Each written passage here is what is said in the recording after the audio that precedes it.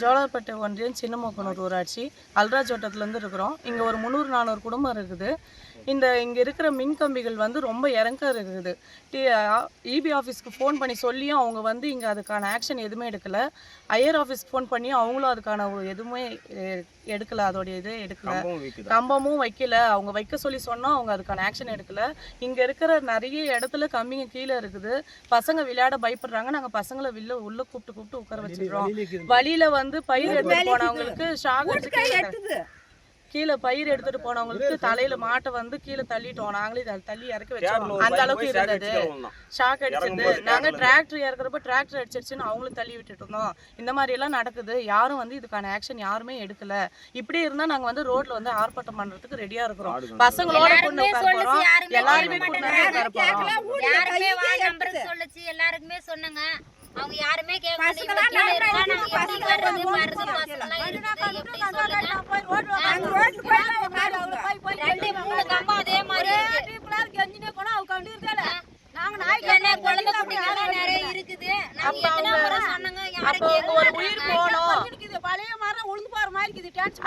ஒரு உயிர் போகணும்னு தானே நினைக்கிறாங்க.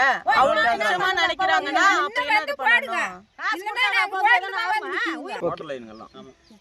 இது 3PS வோல்டேஜ் மின் அழுத்தம் அதிகமா இருக்கிற கம்பிகள். இது எல்லாமே ஒண்ணுக்கு கிராஸ் ஆகி ஒண்ணுக்கு பின்றதுக்கோசரம் கம்பி போட்டு முறுக்கி இருக்கிறாங்க.